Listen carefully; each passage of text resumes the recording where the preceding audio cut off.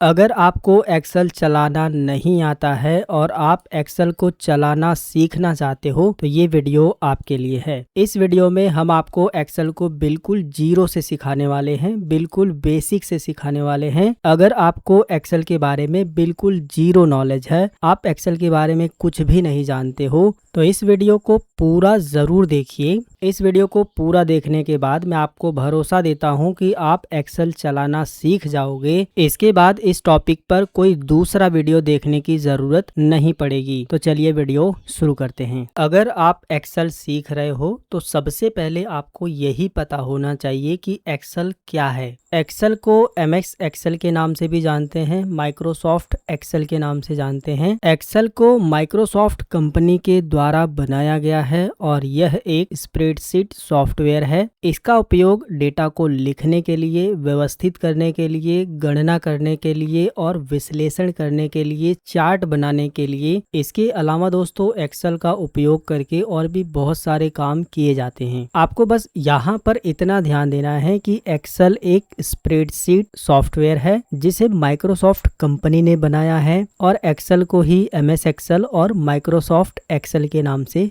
जानते हैं। अब हम जानते हैं एक्सेल सॉफ्टवेयर को पीसी और लैपटॉप में कैसे चालू करते हैं, कैसे ओपन करते हैं। माइक्रोसॉफ्ट एक्सेल के सॉफ्टवेयर को पीसी और लैपटॉप में चालू करने के, ओपन करने के कई सारे तरीके हैं। एक एक करके सभी तरीके जानते हैं। सबसे पहला तरीका है आपको स्टार्ट बटन पर क्लिक करना है। इसके बाद अगर आपने एक्सेल सॉफ्टवेयर को पिन करके रखा होगा तो यहीं पर आपको मिल जाएगा, आप इस पर क्लिक करके ओपन कर सकते हो। अगर आपको यहाँ पे नहीं मिल रहा है तो नीचे की साइड में आओगे, यहाँ पर जो है आपको एक्सेल सॉफ्टवेयर मिल जाएगा ऑल कैटेगरी में। इसमें आप एक्सेल पर क्लिक करके एक्सेल सॉफ्टवेयर को ओपन कर सकते हो। इसके अलावा ऊपर आपको जो सर्च बार दिया गया है इस पर क्लिक करना है और एक्सेल लिख करके आपको सर्च करना है। जैसे ही आप एक्सेल लिख करके सर्च करोगे एक्सेल सॉफ्टवेयर यहाँ पर आ जाएगा। इस पर क्लिक करके आप एक्सेल सॉफ्टवेयर को ओपन कर सकते हो। इसके अलावा आप डेस्कटॉप पर एक्सेल सॉफ्टवेयर का शॉर्टकट भी बना सकते हो, जिसके लिए आपको स्टार्ट मेन्यू पर क्लिक करना है। अगर आपने पिन करके रखा है तो ऊपर ही मिल जाएगा, पिन करके नहीं रखा है तो ऑल में जाओगे, यहाँ पर मिल जाएगा। अब एक्सेल सॉफ्टवेयर को अगर आप डेस्कटॉप पे लाना चाहते हो तो इस पर जो है माउस का लेफ्ट क्लिक करके इस तरह से ड्रैग करोगे डेस्कटॉप पर और इसके बाद छोड़ दोगे तो इसका जो शॉर्टकट है वो डेस्कटॉप पर बन जाएगा। अब आपको अंदर जा करके एक्सेल सॉफ्टवेयर को ओपन करने की जरूरत नहीं है, आप यहीं पर डबल क्लिक करके एक्सेल सॉफ्टवेयर को ओपन कर सकते हो। बाकी आप शॉर्टकट से भी ओपन कर सकते हो। विंडोज बटन के साथ आर बटन दबाइए, इस तरह से रन कमांड खुलेगी। इसके अंदर आपको लिखना है एक्सेल, कैपिटल में लिखो, स्मॉल में लिखो, बस आपको लिख देना है, एक्सेल ही लिखना है। एमएस एक्सेल, माइक्रोसॉफ्ट एक्सेल ऐसे कुछ नहीं लिखना है, केवल एक्सेल लिखना है। इसके बाद ओके कर देना है। एक्सेल जो सॉफ्टवेयर है इस तरह से ओपन हो जाएगा। इसके अलावा आप चाहो तो नीचे जो आपको टास्क बार दिख रहा है जिसमें काफी सारे सॉफ्टवेयर पहले से पिन है, यहाँ पर भी एक्सेल सॉफ्टवेयर को पिन कर सकते हो, जिसके लिए आपको स्टार्ट मेन्यू पर क्लिक करना है। जहाँ पर भी आपने एक्सेल सॉफ्टवेयर को रखा है उसे सबसे पहले इस तरह से ओपन कर लीजिए। फिर इस पे माउस का राइट बटन क्लिक करिएगा और यहाँ पर देखिएगा आपको ऑप्शन मिलेगा पिन टू टास्क बार। जब आप इस पर क्लिक करोगे तो ये सॉफ्टवेयर जो है टास्क बार पे इस तरह से पिन हो जाएगा और ये हमेशा जो है यहीं पर रहेगा। जब भी आपको जरूरत पड़ेगी आप इस पर क्लिक करके एक्सेल सॉफ्टवेयर को ओपन कर सकते हो और यूज कर सकते हो। अगर आप कंप्यूटर और लैपटॉप में एक्सेल सॉफ्टवेयर को सर्च कर रहे हो और नहीं मिल रहा है तो इसका मतलब ये है कि आपके पीसी और लैपटॉप में एक्सेल सॉफ्टवेयर इंस्टॉल नहीं है। उस कंडीशन में आपको किसी भी कंप्यूटर शॉप पे जाना है और वहां से आप एक्सेल का जो सॉफ्टवेयर है उसको इंस्टॉल करवा सकते हो। जो भी हमने आपको तरीके बताए हैं उनमें से किसी एक तरीके से आपको एक्सेल सॉफ्टवेयर को ओपन कर लेना है। ओपन करने के बाद आपके सामने जो ये स्क्रीन दिखाई देती है इसको बोलते हैं वेलकम स्क्रीन।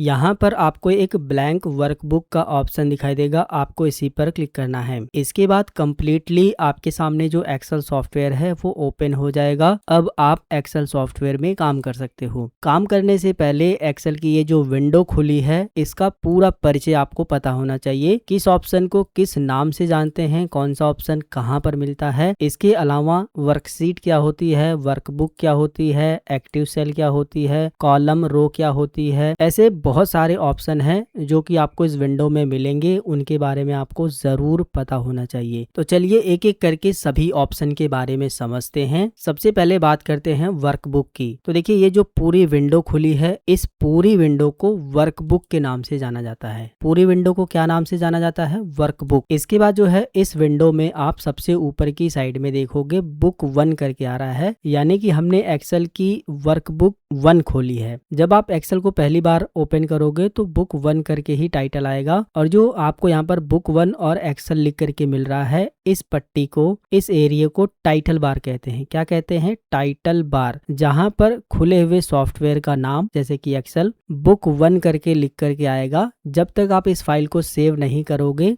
तब तक बुक 1 करके ही आएगा। किसी दूसरे नाम से अगर आप सेव कर लेते हो तो बुक 1 की जगह पर वो नाम आएगा। लेकिन आपको इतना समझना है कि बुक 1 और एक्सेल जो लिखा हुआ है यहाँ से लेकर के यहाँ तक, इस पट्टी को टाइटल बार कहते हैं। टाइटल बार में ही लेफ्ट साइड में आपको क्विक एक्सेस टूल बार मिल जाता है, जिसमें आप देखोगे सेव का ऑप्शन है, अंडो है, रीडो है और यहाँ पर फॉर्म का ऑप्शन है। बाकी आप इस ऑप्शन पर क्लिक करके क्विक एक्सेस टूल बार को कस्टमाइज कर सकते हो, मतलब और भी ऑप्शन को जोड़ सकते हो और हटा सकते हो। जिस भी ऑप्शन को जोड़ना है बस आपको उस पर टिक लगा देना है, वो ऑप्शन इस तरह से जुड़ जाएगा। जिस भी ऑप्शन को हटाना है बस आपको उस पर टिक को हटा देना है, वो ऑप्शन हट जाएगा। तो इस एरिया को क्या कहते हैं, क्विक एक्सेस टूल बार। इसी पट्टी में राइट साइड में आपको जो है मिनिमाइज का ऑप्शन मिल जाता है, इसको आप बटन भी बोल सकते हो। मिनिमाइज बटन पर क्लिक करके आप एक्सेल की इस विंडो को मिनिमाइज करके टास्क बार पे रख सकते हो और किसी दूसरे सॉफ्टवेयर में काम कर सकते हो। जब जरूरत पड़ने पर आपको फिर से एक्सेल में सेम उसी वर्कबुक में काम करना है तो फिर से आप टास्क बार पर क्लिक करके उसी वर्कबुक को,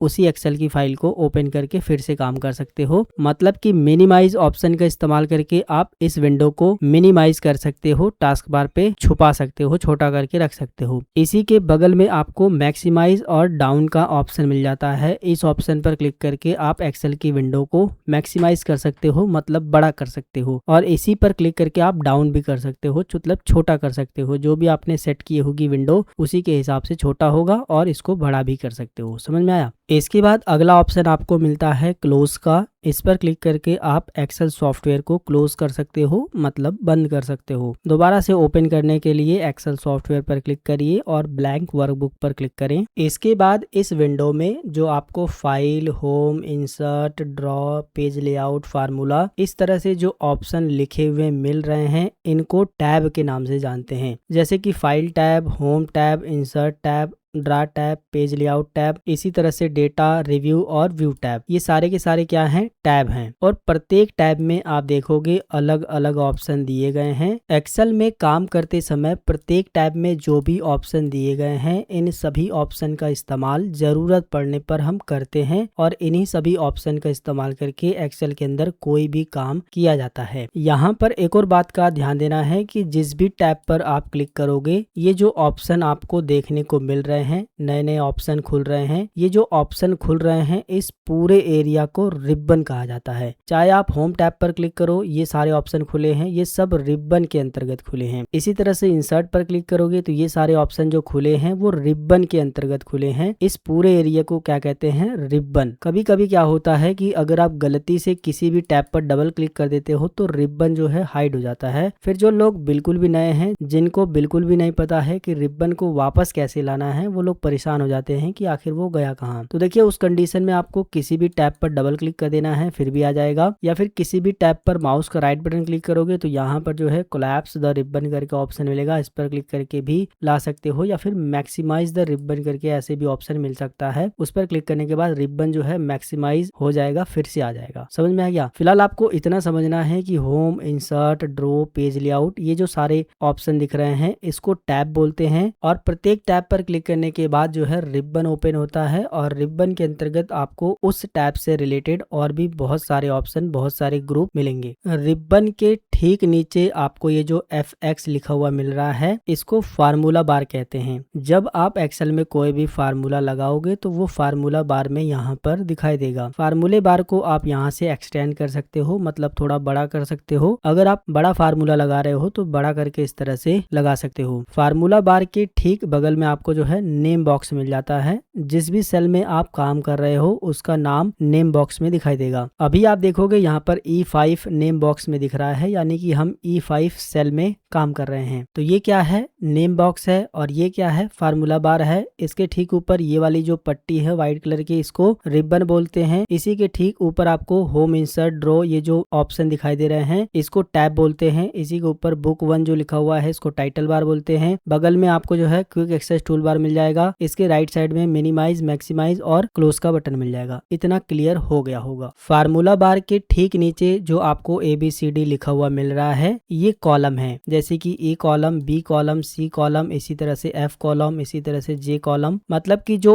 ABCD से दर्शाया गया है इसको कॉलम बोलते हैं। समझ में आ गया? और जो 1 2 3 से दर्शाया गया है इसको रो बोलते हैं। तो एक्सेल में कॉलम किसे बोलते हैं? जो ABCD से दर्शाया गया है। और एक्सेल में रो किसे बोलते हैं? जो 1 2 3 से यानी कि अंकों में जो दर्शाया गया है ये क्या है? रो है। और ये क्या है? कॉलम है। कॉलम और रो जहां पर एक दूसरे को काटते हैं उससे बनने वाले बॉक्स को सेल कहा जाता है। ये सवाल आपसे पूछा जाता है कि सेल किसे कहते हैं? तो कॉलम और रो जहां पर एक दूसरे को प्रतिच्छेद करते हैं उससे बनने वाले बॉक्स को सेल कहते हैं। इसी तरह से हर एक जगह पर कॉलम और रो मिलकर के सेल बनाते हैं। इसी तरह से बहुत सारे कॉलम मिलकर के बहुत सारी सेल बनाते हैं और बहुत सारी सेल मिलकर के एक सीट बनती है और इसी को वर्कशीट के नाम से जानते हैं। तो इस वाले हिस्से को क्या कहेंगे? ये है वर्कशीट। और जो ABCD से दर्शाया गया है ये है कॉलम। जो 1 2 3 से दर्शाया गया है ये है रो। और प्रत्येक कॉलम और प्रत्येक रो के कटान बिंदु से बनने वाले बॉक्स को सेल कहते हैं। यहाँ पर एक और सवाल बनता है कि एक्सेल में एक्टिव सीट किसे कहते हैं? तो जिस सीट पर हम काम कर रहे हैं उसे एक्टिव सीट कहते हैं। अभी आप देखोगे नीचे जो है केवल सीट 1 करके ही आ रहा है। एक्सेल में अभी केवल एक ही सीट खुली है। तो ये क्या हुई? एक्टिव सीट हुई, क्योंकि हम इसी सीट पर काम कर रहे हैं। अगर आप एक से ज्यादा सीट इंसर्ट करना चाहते हो तो ये जो प्लस का बटन है इस पर क्लिक करके दूसरी सीट इंसर्ट कर सकते हो, फिर प्लस पे क्लिक करके तीसरी भी कर सकते हो। इसी तरह से अनलिमिटेड सीट जो है आप इंसर्ट कर सकते हो। अभी आप देखोगे हम सीट 3 पर काम कर रहे हैं, तो जो एक्टिव सीट कहलाएगी वो सीट 3 कहलाएगी, क्योंकि हम इसी पर एक्टिव होकर के काम कर रहे हैं। अगर हम सीट 1 पर क्लिक करेंगे तो उस कंडीशन में एक्टिव सीट जो है 1 कहलाएगी। तो मेरे ख्याल से आपको पता चल गया होगा एक्टिव सीट किसे कहते हैं। जिस सीट पर हम काम कर रहे हैं वो होती है एक्टिव सीट। सीट को इंसर्ट करना हमने सीख लिया कि प्लस बटन पर क्लिक करके हम सीट को इंसर्ट कर सकते हैं। लेकिन हमें सीट को डिलीट करना है, तो डिलीट करने के लिए माउस का राइट बटन क्लिक करिए जिस भी सीट को डिलीट करना है। लेकिन अगर आपको डिलीट करना है तो डिलीट पर क्लिक कर दोगे तो सीट जो है माउस का राइट बटन क्लिक करके डिलीट हो जाएगी। इसके बाद एक और सवाल बनता है कि एक्टिव सेल किसे कहते हैं? तो जिस सेल में हम काम कर रहे हैं उसे एक्टिव सेल कहते हैं। जैसे कि हम यहाँ पर क्लिक करेंगे तो ये वाली जो सेल है वो एक्टिव सेल है।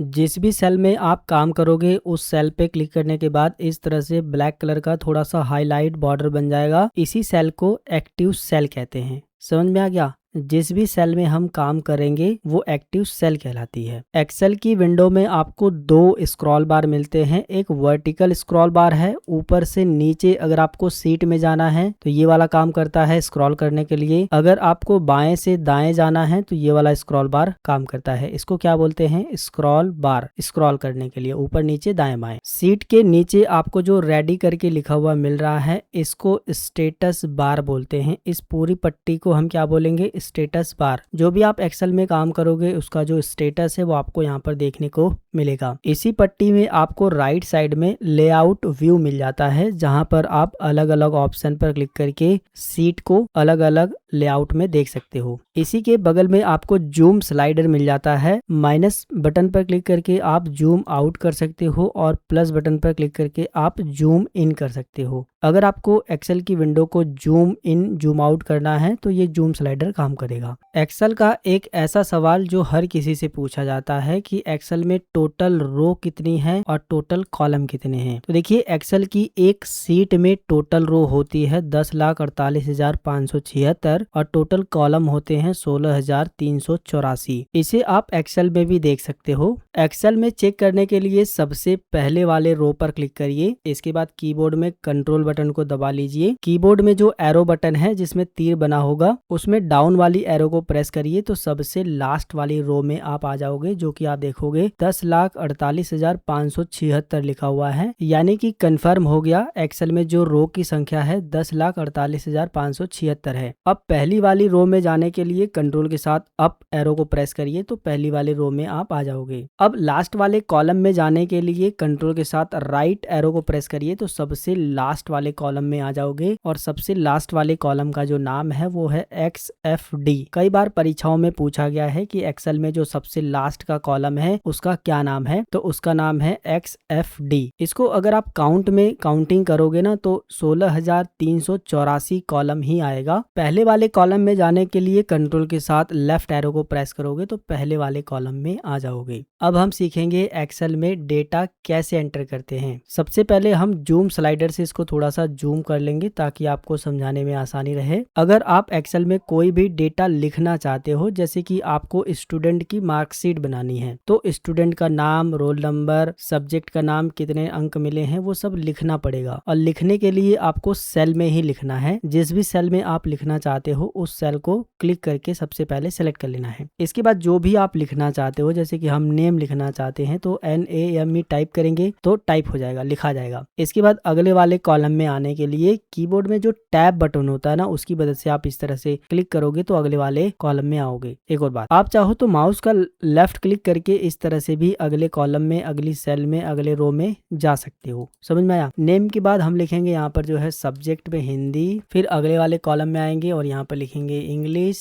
फिर मैथ, साइंस, SST, ड्राइंग। समझ में आया? एक्सेल में डेटा को लिखने के लिए आपको सेल में क्लिक करना है और जो भी आप लिखना चाहते हो कीबोर्ड से बस टाइप करना है, लिखा जाएगा। एक सेल से दूसरी सेल में जाने के लिए कीबोर्ड में जो टैब बटन है उसकी मदद से आप आगे जा सकते हो और शिफ्ट के साथ टैब बटन दबाओगे तो पीछे आ सकते हो। नीचे जाने के लिए एंटर बटन दबाओगे तो आप नीचे इस तरह से आओगे। ऊपर जाने के लिए शिफ्ट के साथ अगर आप एंटर बटन दबाओगे तो ऊपर की साइड में आओगे। ये है शॉर्टकट। वैसे कीबोर्ड में जो एरो बटन है ऊपर नीचे दाएं बाएं करने वाला, उससे भी आप एक से दूसरी सेल में जा सकते हो। इसके अलावा आप जो माउस इस्तेमाल कर रहे हो, माउस से भी क्लिक करके अगली सेल में जा सकते हो, डेटा को लिख सकते हो। इस तरह से आपको डेटा को लिखना है। इसके बाद जो भी स्टूडेंट का नाम है आप एक एक करके इसके अंदर लिखोगे। जैसे कि हम लिखते हैं सबसे पहले पूजा, फिर एंटर बटन दबाएंगे, नीचे आएंगे, यहाँ पे लिखेंगे हरीश, फिर एंटर बटन दबाएंगे, फिर यहाँ पे लिखेंगे मोहन, फिर यहाँ पे लिखेंगे रेशम, फिर लिखेंगे काजल।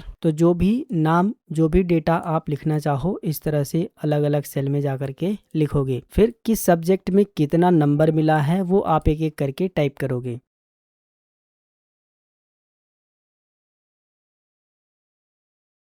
सो फाइनली एक एक करके आप एक एक सेल में जो भी अंक हैं वो टाइप करोगे। समझ में आया? एक्सेल में डेटा कैसे लिखते हैं, बस आपको सेल पर क्लिक करना है और जो भी आप लिखना चाहो कीबोर्ड से टाइप कर देना है, बस। अब हम डेटा को थोड़ा सा फॉर्मेट करना भी सीख लेते हैं। सबसे पहले हम पहली हेडिंग पर क्लिक करेंगे, माउस का लेफ्ट क्लिक करके इस तरह से ड्रैग करेंगे तो सारी हेडिंग सेलेक्ट हो जाएगी। इसके बाद होम टैब में यहाँ पर बोल्ड का ऑप्शन मिलेगा, इसको थोड़ा सा बोल्ड कर देंगे और यहाँ पर आपको जो है सेंटर का ऑप्शन मिलेगा, इस पर क्लिक करके आप सेंटर कर सकते हो। इसके बाद अगर आप बैकग्राउंड में कलर रखना चाहो तो यहाँ पर जो है आपको फिल कलर का ऑप्शन मिलेगा, इस पर क्लिक करके आप कोई भी बैकग्राउंड में कलर को फिल कर सकते हो। इसके बाद आप पूरे डेटा को इस तरह से माउस का लेफ्ट क्लिक करके सेलेक्ट करोगे। पहली वाली सेल पर क्लिक करके माउस का लेफ्ट क्लिक करके जिधर भी आप ड्रैग करोगे, खींचोगे, उतना पूरा डेटा सिलेक्ट हो जाएगा। इसके बाद आप पूरे डेटा में बॉर्डर भी अप्लाई कर सकते हो। डेटा को सिलेक्ट करने के बाद होम टैब के अंतर्गत आपको यहाँ पर बॉर्डर का ऑप्शन मिलेगा, इस पर क्लिक करना है और यहाँ पर ऑल बॉर्डर पर क्लिक करके पूरे डेटा में आप बॉर्डर अप्लाई कर सकते हो। अगर आप टेक्स्ट का कलर चेंज करना चाहो तो जो भी टेक्स्ट का कलर चेंज करना है उसको सिलेक्ट करना है, माउस का लेफ्ट क्लिक करके ड्रैग करके। इसके बाद होम टैब में आपको यहाँ पर जो है फॉन्ट कलर ऑप्शन मिलेगा, इस पर क्लिक करके आप जो भी कलर रखना चाहते हो यहाँ से वो कलर चूज कर सकते हो। जो भी आपको कलर पसंद आ रहा है इस तरह से चेंज कर सकते हो। बाकी आप अलग अलग कलर भी चेंज कर सकते हो। केवल इतने का चेंज करना है तो यहाँ पर क्लिक करके केवल इतने का कोई दूसरा कलर रख सकते हो। अगर आप इस डेटा को यानी कि इस एक्सेल की फाइल को सेव करना चाहते हो तो ऊपर आपको क्विक एक्सेस टूल बार में सेव का ऑप्शन मिल जाएगा, इस पर भी क्लिक करके आप सेव कर सकते हो। या फिर आप फाइल पर क्लिक करोगे और यहाँ पर सेव का ऑप्शन मिलेगा, इस पर भी क्लिक करके सेव कर सकते हो। या फिर आप कीबोर्ड से कंट्रोल के साथ एस बटन प्रेस करोगे तो भी आपको सेव करने का ऑप्शन मिलेगा। यहाँ पर मोर ऑप्शन पर क्लिक करें, फिर ब्राउज पर क्लिक करें, फिर जिस भी लोकेशन पर आप सेव करना चाहते हो वो लोकेशन चूज करोगे। जैसे कि हम डेस्कटॉप पर सेव करते हैं, यहाँ पर आपको फाइल का नाम देना है, जो भी आप फाइल के नाम से सेव करना चाहते हो। इसे हम एक्सेल फाइल के नाम से सेव कर लेते हैं, यहाँ पर एक्सेल वर्कबुक ही रहने देना है, फिर सेव पर क्लिक कर देना है। इसके बाद जिस भी लोकेशन पर आपने इस फाइल को सेव किया होगा वहां पर ये सेव हो जाएगी। तो इस तरह से आप एक्सेल की फाइल को सेव भी कर सकते हो। जिस भी नाम से आप सेव करोगे बुक 1 की जगह पर आप देखोगे वो नाम जो है आपको दिखाई देगा।